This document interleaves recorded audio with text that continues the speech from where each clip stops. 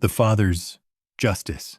I am Edward Langford, 67 years old, and for most of my life, I believed that routine was a kind of quiet protection. The house on Birchwood Lane held that illusion well. Cream walls, polished wood floors, the soft hum of appliances that had learned to speak only when necessary. Every evening followed the same pattern. I would step into the kitchen, switch on the overhead light, and let it settle into that warm amber glow that softened everything it touched, even the empty chair across the table. That night was no different, at least, not at first. A pot of chicken soup rested on the stove, still giving off a thin ribbon of steam. I ladled it carefully into a bowl, the same ceramic one we had bought years ago during a weekend trip that neither of us ever talked about anymore. I sat down, spoon in hand, listening to the quiet stretch out around me, the ticking clock, the low vibration of the refrigerator, the faint rustle of wind brushing against the windows. It was the kind of silence that doesn't ask for attention. It simply exists, and eventually, you forget it's there. Until it breaks. The front door opened at exactly 11:04 p.m. Not gently, not carelessly, just enough force to announce her presence without apology. I didn't turn immediately. I finished the spoonful in my mouth, set the spoon down, then looked up as Helen stepped into the kitchen doorway. She paused there, one hand still resting against the frame, her coat slightly off one shoulder. The scent reached me before her voice did, sharp, unmistakable. Hotel liquor, something sweet, layered over something bitter. Her hair wasn't quite in place, as if it had been adjusted more than once, and her eyes, steady, direct, carried a kind of composure that felt rehearsed. "You know what happened today, Edward." She didn't ask. She said it like a line she had practiced, something polished in the quiet of a car ride, repeated until it sounded natural. I watched her for a moment, not searching for answers, just observing the details. The way her fingers curled slightly against the wood, the faint crease at the corner of her mouth. The stillness in her posture wasn't calm, but controlled.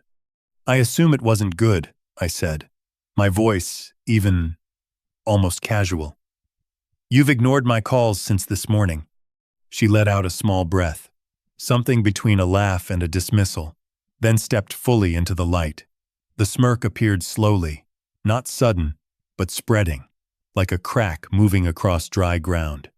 "I had a one-night stand," she said, pausing just long enough to let the words settle, "with Victor Hale." Another pause. "My boss." The clock continued ticking, steady, indifferent. Somewhere outside, a car passed, tires whispering against the pavement. I picked up my spoon again, watching the surface of the soup ripple slightly from the movement. "And honestly," she added, her voice sharpening just enough, "I'd do it again." She shifted her weight, crossing her arms, waiting, not for conversation, not for understanding, but for impact, for something loud, something immediate, something that would prove she still had the ability to reach inside me and pull a reaction out by force. I took another bite. Slowly, deliberately. The spoon touched the bottom of the bowl with a soft, hollow sound as I set it down again. I could feel her watching me now, not with confidence, but with something that hadn't been there a moment ago. A flicker, small, but present. "That's it?" she asked. I didn't answer right away. Instead, I reached for the napkin beside my bowl, folded it once, then again, aligning the edges carefully, as if the motion itself required attention. Behind me, the refrigerator hummed, steady, unchanged. And for the first time since she walked in, I noticed something shift in the room, not in the light, not in the air, but in her. Because whatever Helen had expected to happen in that moment, hadn't. I didn't look up again right away, not because I was avoiding her, but because there was nothing left to confirm. The spoon moved from bowl to mouth in the same steady rhythm as before, measured, unhurried. The way you eat when you're not trying to fill silence, only pass through it. The soup had cooled slightly, but not enough to matter. I noticed that, the temperature, the texture, small details that anchored my hands to something ordinary, while the rest of the room shifted around me. Across the table, Helen didn't move. I could feel it, the weight of her expectation pressing forward, waiting for something to break, a raised voice, a slammed hand, anything that would make sense of what she had just placed between us. Instead, there was only the quiet scrape of ceramic against metal as I set the spoon down again. "It's getting cold," I said, almost to myself. That was when it changed. Not dramatically, not all at once, but in the way her posture tightened, just slightly, her arms, still crossed, pulled closer to her body. The smirk didn't disappear, but it stalled, as if it had nowhere left to go. "You're just going to sit there?" she asked. Her tone carried something new now. Not confidence, not even anger, but uncertainty, thinly masked. I reached for the glass of water beside the bowl, took a sip, and set it back exactly where it had been. The condensation ring it left on the table caught the light for a moment, before fading. "I'm eating dinner," I said. The words landed without force, but they didn't need it. Helen let out a short breath, sharper this time. She shifted her weight again, uncrossed her arms, then crossed them back. A small, restless motion that didn't quite settle. This wasn't the reaction she had rehearsed. Whatever version of me she had expected to stand in front of her tonight, it wasn't the one sitting here now. What she didn't know, what she couldn't see, was that this moment had already happened. Not here. Not like this, but in smaller versions, replayed quietly over months. I had already imagined the tone of her voice, the way she would stand, the pause before the name. I had walked through it, piece by piece, until there was nothing left that could surprise me. I had been here before, just not out loud. She stared at me for a few seconds longer, searching for something that refused to appear, then let out a sound that didn't fully become a laugh. It ended somewhere in the middle, unfinished, before she turned and walked out of the kitchen. Her footsteps moved across the floor, up the stairs, then faded behind a closing door. The house settled again. I stayed where I was, finished the last few bites, rinsed the bowl under warm water, dried it with the same towel hanging by the sink, and placed it back in the cabinet. Each motion followed the next without hesitation, like steps in a sequence I had already memorized. Only when everything was back in place did I reach for my keys. The garage was colder than the house, the air carrying that faint metallic edge it always had at night. I opened the truck door, slid into the driver's seat, and closed it gently behind me. The interior light flicked on, then off, leaving me in a dim, enclosed quiet. For a moment, I just sat there, hands resting on the wheel, not moving. Then it came. Not all at once, not violently, but enough. The tightness in my chest, the weight behind my eyes, the brief, sharp pull of something I had been holding back. I didn't fight it, didn't analyze it, just let it pass through. 1 minute. 2. By the 4th, it was gone. Not resolved, not erased, just contained again, exactly where it needed to be. I exhaled slowly, adjusted my grip on the wheel, and looked straight ahead through the windshield, at nothing in particular. Just the faint outline of the driveway under the dim exterior light. And as the quiet returned, steady, controlled, there was only one thought left. Not emotional, not reactive, just the next step. It hadn't started that night. Not really. By the time Helen stood in the doorway and said his name, I was already somewhere else. A place built slowly, piece by piece, over the last few years. Changes don't arrive all at once. They settle in quietly, like dust you don't notice until it's already everywhere. 2 years ago, maybe a little more, she began coming home later than usual. Not dramatically late, just enough to feel slightly off. A meeting that ran over. A client dinner that took longer than expected. The kind of explanations that make sense individually, but start to lean when you place them side by side. Then there were the calls. She used to take them in the kitchen or at the table, speaking in that clear, efficient tone she had always used for work. That changed. The phone started ringing later, after 10, sometimes closer to midnight. She would step into the hallway, lower her voice, turn slightly away, not hiding, exactly. But not including me either. I remember one night standing at the sink, watching her reflection in the window as she spoke. The faint curve of a smile that didn't belong to the conversation I could hear. Her schedule shifted next. Calendar entries that didn't quite align. Days marked as full when she returned early. Others left blank when she didn't come back until long after dinner had gone cold. When I asked, she answered easily, too easily, like someone repeating information they had already arranged in their mind. Even her voice changed. Not the words, but the tone, lighter in certain moments, almost rehearsed, then flat again when she turned back to me. It wasn't constant, but it was enough to notice if you were paying attention. I didn't say anything. Instead, I started paying closer attention to the details she didn't think to adjust.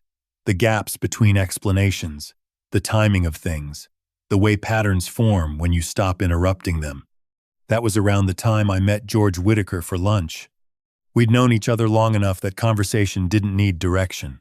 He sat across from me in a booth near the window, unwrapping his sandwich with the same slow care he applied to everything else. Outside, traffic moved steadily past, people crossing the street without looking up.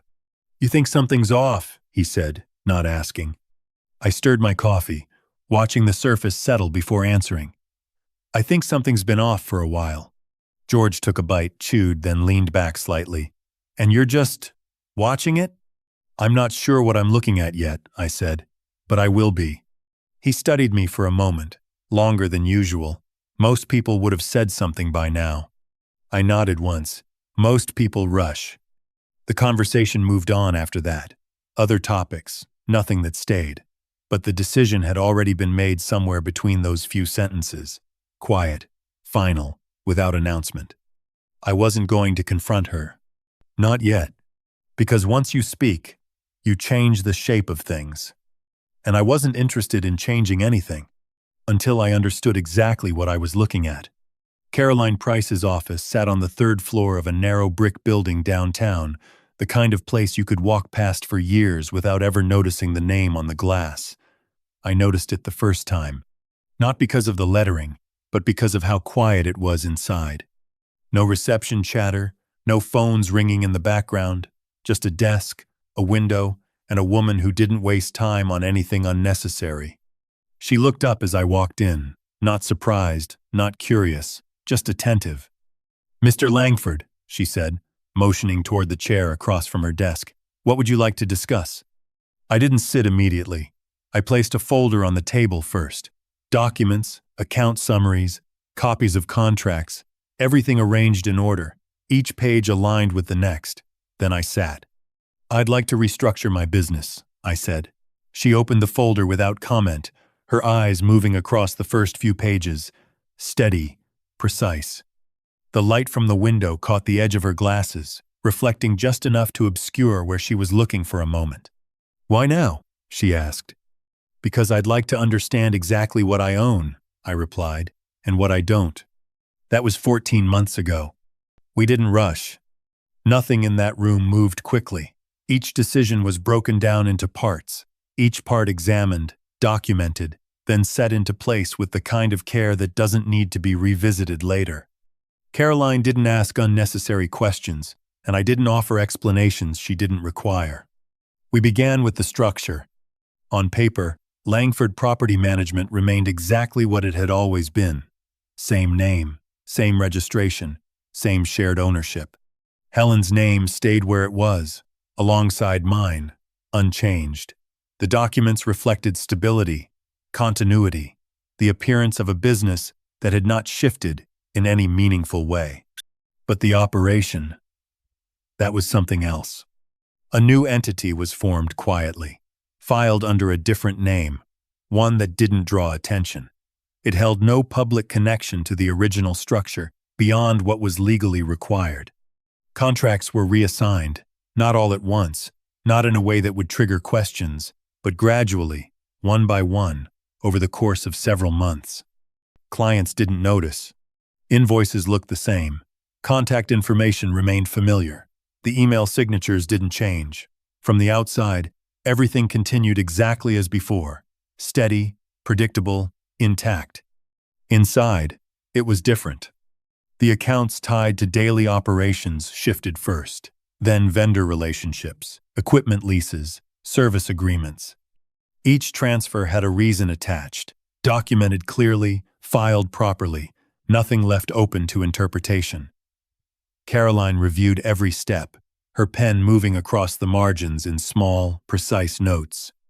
"You're building a separation," she said once, without looking up. "I'm building clarity," I answered. She nodded slightly, not agreeing, not disagreeing, just acknowledging the distinction. By the 6th month, the transition was complete. The original company still existed, fully intact in form. It held a small number of inactive contracts, archived records, and a checking account that barely registered movement. Helen's ownership remained exactly as it had been, unchanged, unquestioned, a perfect reflection of what had always been there. On paper, everything was still the same.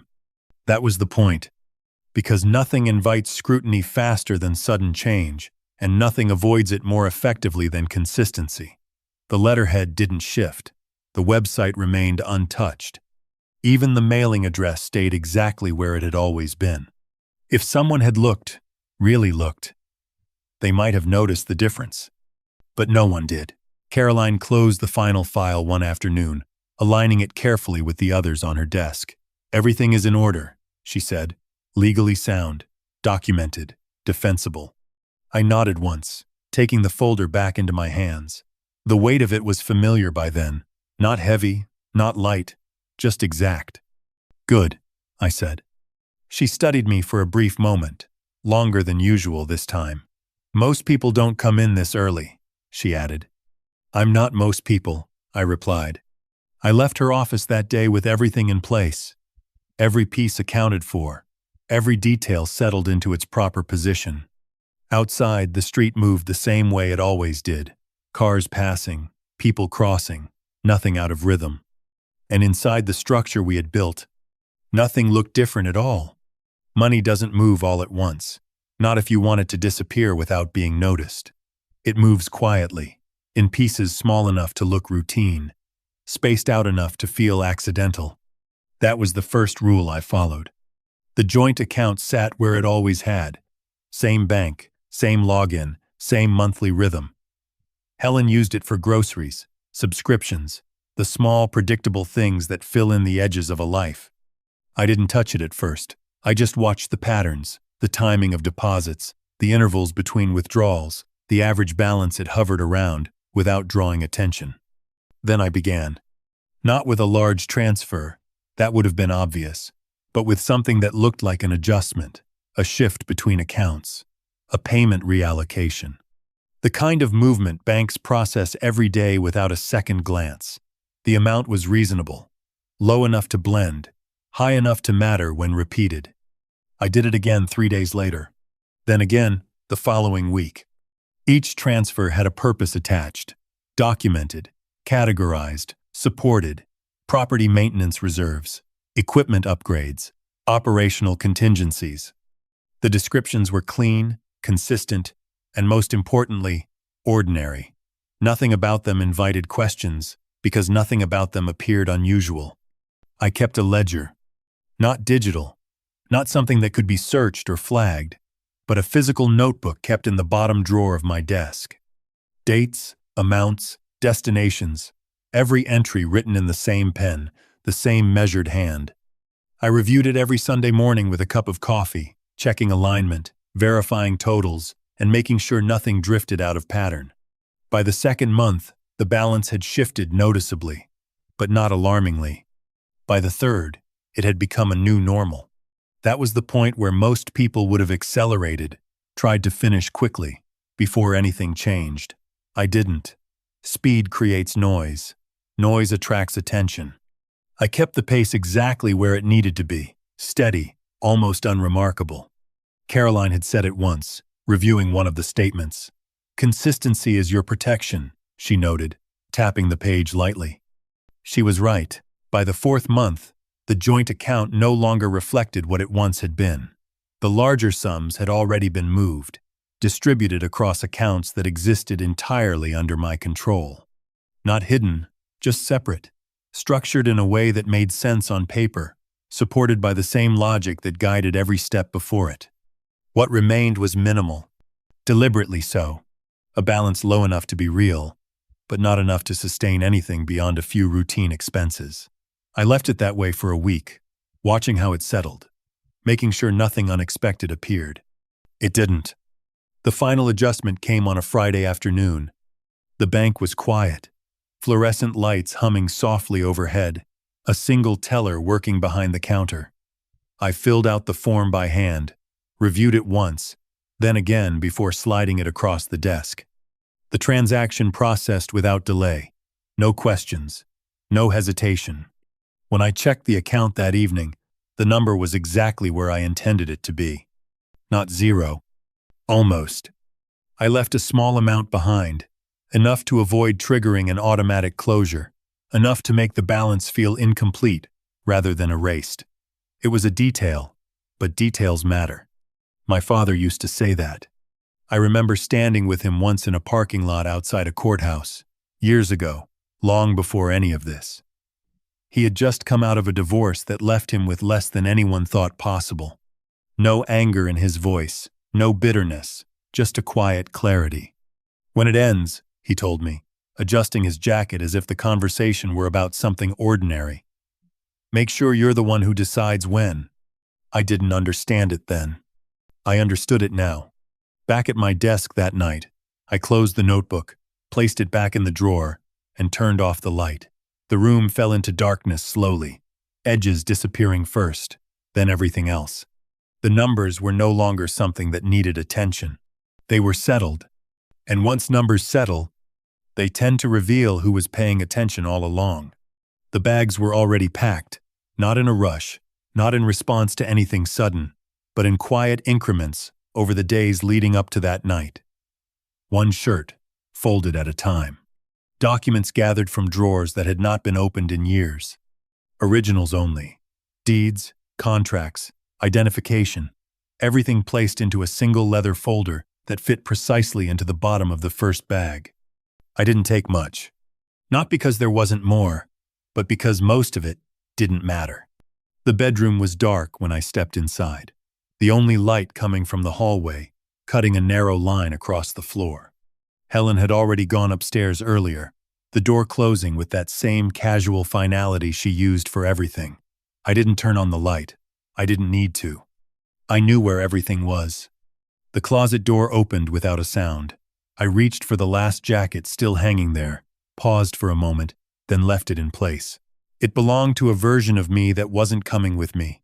Instead, I took the smaller bag from the corner, checked the zipper, ran my hand once along the top to make sure it was sealed. Then I moved to the hallway. There was one thing left.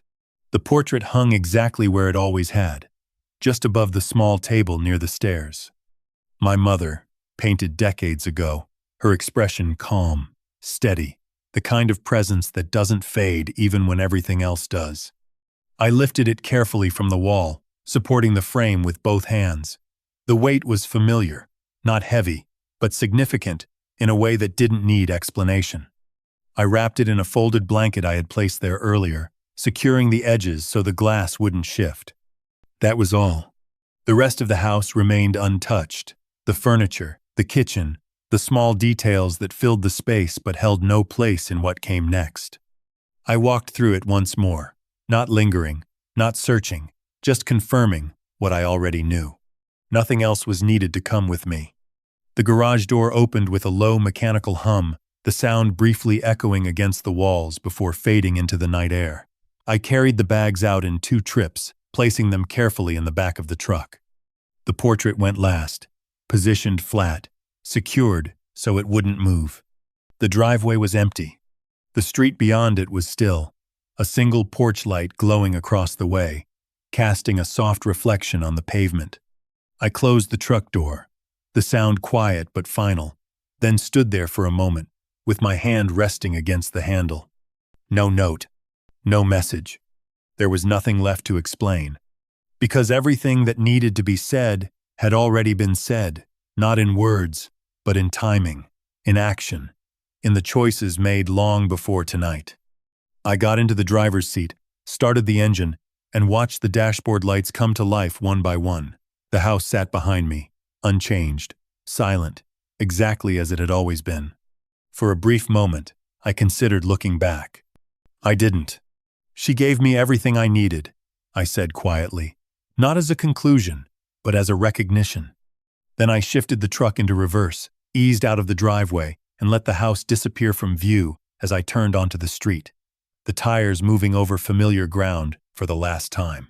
And as the road opened ahead of me, I realized the only thing left now was to see what would happen when she finally noticed. I didn't need to be there to see it. George Whitaker made sure of that. My phone rested on the small table beside the window, screen lighting up in short intervals, each message arriving with the same quiet precision as everything else had. I read them slowly, one at a time, letting the details form the picture without rushing ahead. Upstairs light just turned on. That was the first. I imagined it easily. Helen stepped out of the bedroom, expecting the usual.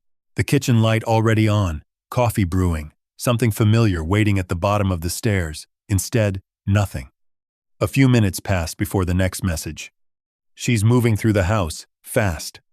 I pictured that too, the rhythm of her steps changing as she went from room to room, bedroom, hallway, kitchen, each space offering the same answer. Empty, not abandoned, just absent. The third message came shortly after. Front door open. She's looking outside. I could see her standing there, one hand on the frame, scanning the street as if something might still be within reach if she looked quickly enough. The morning light would have been flat, pale, revealing more than it softened. Nothing on the driveway. No truck. No movement. Then the phone rang. I let it go to the third ring before answering. Edward. Her voice was controlled, measured, the same tone she used in meetings when something had shifted, but she hadn't decided how to respond yet. Where are you? I stood by the window, looking out at the parking lot below. A few cars, nothing moving. Good morning, Helen. A pause. Where are your things? With me. Silence settled between us for a moment. Not long, but enough to feel the adjustment happening on her end. I could almost hear it. The recalibration. The shift from certainty to strategy. Okay, she said finally, softer now, composed. You needed space. I understand that. What I said last night. No. Helen. She stopped. Check the account. I ended the call before she could respond. The next message from George didn't come immediately. I expected that. There are certain realizations that take a moment to register, even when the evidence is right in front of you. Logging in. Refreshing the screen.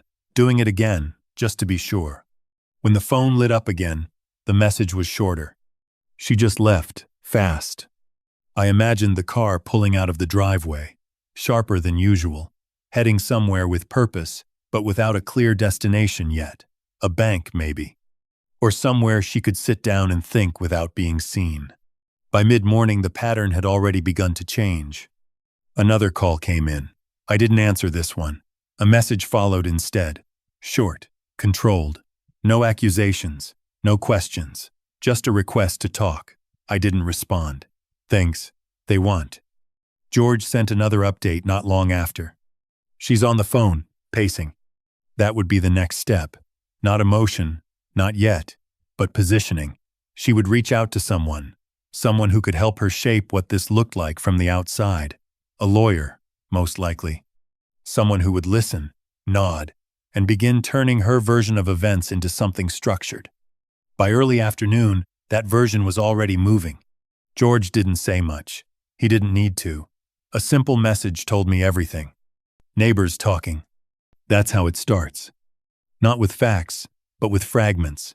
A conversation at a driveway. A phone call. Between friends. Someone repeating something they don't fully understand. Adding a detail here. Removing one there, until the story begins to take shape on its own. Helen would be guiding that now. Carefully. I knew how she worked. She wouldn't rush to defend herself directly. She would adjust the frame instead. Shift the focus just enough to make everything else fall into place around it. Edward left suddenly. Edward hasn't been himself. Edward, Lost control. It was clean, simple, believable, and for a while, it would hold. I set the phone down, watching the screen go dark again, the room returning to its steady, neutral quiet. Outside, a car passed slowly through the lot, tires barely making a sound. She was moving quickly now, putting pieces into place, building something that looked stable from the outside. The question was, how long would it stay that way once someone started looking a little closer? There are moments when information stops being private, not because you reveal it, but because it's ready to exist outside of you. That moment had come long before that morning. I had just been waiting for it to arrive. 14 months earlier, the same week I first sat down with Caroline, I had made another call. The office was above a dry cleaner on a side street. Most people passed without noticing. A narrow staircase, a door with no signage, just a number. The man inside introduced himself simply. No business card, no unnecessary detail. I gave him what I had. Names, dates, patterns. Nothing emotional, just facts that didn't align. I don't need guesses, I told him. I need clarity. He nodded once, wrote nothing down, just listened. What came back over the following months wasn't dramatic. It didn't arrive all at once. It came in pieces, receipts, photos, time-stamped records. Enough to build something that didn't rely on assumptions. The timeline was precise, more precise than I expected. It hadn't been 2 years. It had been 4.5. Victor Hale wasn't an exception. He was a constant.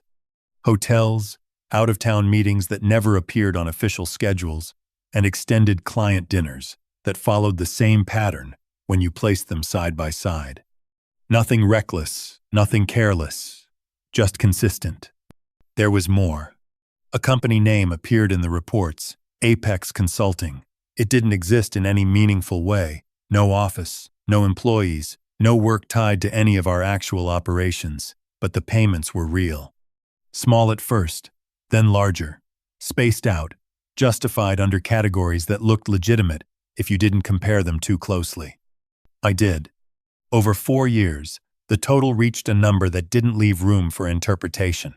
$63,000. Not missing, not misplaced. Directed. I kept everything. Filed, ordered, untouched. Not as leverage, not as a weapon, but as a record.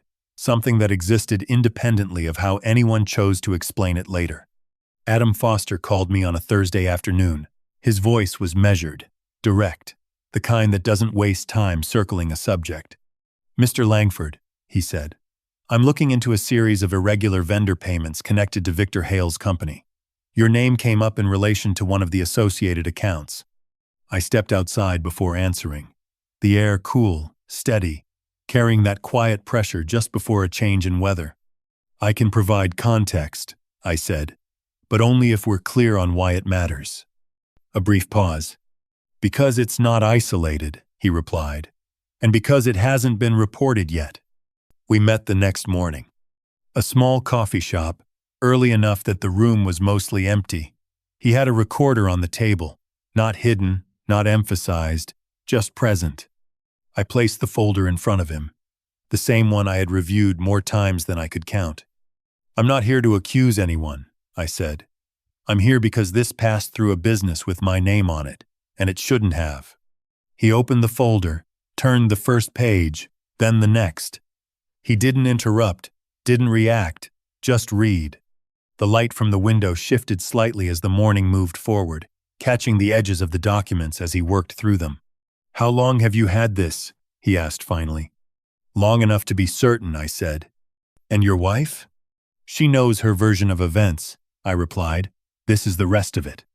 He closed the folder slowly, resting his hand on top of it for a moment before pulling it back. "I'll need copies." "You'll have them," I said. The article went live the following morning. It wasn't loud, not at first. The headline was controlled, factual, the kind that doesn't need emphasis to be read twice, but the content, that was something else. It laid everything out in sequence: the vendor payments, the structure behind them, the connection to Victor Hale's company. Names appeared where they needed to, not exaggerated, not softened. Helen's name was in the fourth paragraph, spelled correctly, positioned exactly where the timeline placed it. By midday, the shift was visible. The story moved beyond the article, into places that don't ask for permission.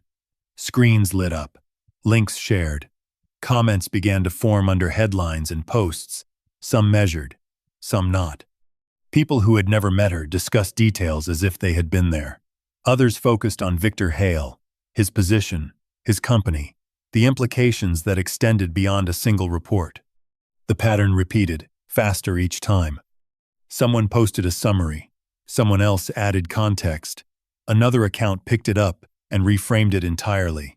What had been contained within a single publication began to expand, not out of control, but beyond any one person's ability to guide it. By late afternoon, it wasn't just a story. It was a conversation. Victor Hale's company issued a brief statement, controlled, limited, acknowledging an internal review. It didn't stop anything. If anything, it confirmed that something was there to be reviewed. I didn't engage with any of it. No responses, no clarifications, no attempts to shape what was already moving. I had provided the record. What happened next didn't require my involvement. My phone remained on the table, screen lighting up occasionally, then going dark again. Messages came in, some expected, some not. I read none of them. Outside, the light shifted toward evening, the sky dimming gradually, the same way it always did. Inside, everything remained still, because once information reaches a certain point, it doesn't belong to anyone anymore. The unraveling didn't happen in a single moment. It came apart in stages, each one quieter than the last. Helen's first attorney stepped away within days, not abruptly, not dramatically, just a formal notice, brief and precise. Irreconcilable complications, it said. I didn't need more detail than that. By then, there was very little left to argue over. The accounts had already settled into their new structure. The business she believed she co-owned no longer held anything of substance, and the documentation behind it all was exactly where it needed to be. Her second attorney moved forward with what remained, the house, a few shared assets, nothing that required extended negotiation. The proceedings themselves were efficient. A gray morning, a courthouse that smelled faintly of polish and paper. We sat across from each other without speaking, the space between us filled with something that wasn't anger, just absence. Papers were reviewed, signed, and passed along. The judge spoke in a steady tone, confirming what had already been decided long before we walked into that room. It ended without emphasis. Outside, the air was cold, the kind that settles into your hands if you stand still too long. Helen left first, her steps quick, her gaze fixed ahead. I watched her for a moment, not out of habit, but because it felt like the appropriate length of time to acknowledge what had been there. Victor Hale was no longer where he had been. His name stopped appearing in the places it once had. His position quietly reassigned, his presence reduced to brief mentions that faded quickly. There were no statements beyond the necessary ones. No explanations offered publicly that extended beyond what had already been reported. The inquiry remained open. Files don't close quickly. They sit, they move slowly, they wait. I didn't follow it. I didn't need to. A few days later, I drove back to Birchwood Lane. Not to the house. I didn't turn into the driveway, just slowed at the end of the street and stopped for a moment. The neighborhood looked the same. Someone walking a dog, a car idling at the corner, a window open where it hadn't been before. Small changes, nothing that required attention unless you were looking for them. The house itself stood where it always had, unchanged from the outside. Different people inside now. Different routines, different conversations, none of them mine. I rested my hands on the steering wheel, not gripping it, just letting them settle there. There was no sense of victory in it, no moment that felt like something had been won. What I felt was simpler than that, something quieter, the kind of stillness that follows a decision carried through to its end without hesitation. Not relief, not satisfaction, just completion. Some things don't need to be resolved emotionally to be finished. They just need to be done, properly, with intention. Money can shift, stories can change, people can step in and out of roles they were never meant to hold. But respect, the kind that comes from knowing exactly where you stand, that doesn't move unless you let it. I started the engine again, letting it idle for a moment before pulling away from the curb. The street remained behind me, steady, unchanged, already becoming something I didn't need to return to. And as the road opened ahead, I found myself wondering something I hadn't needed to ask before.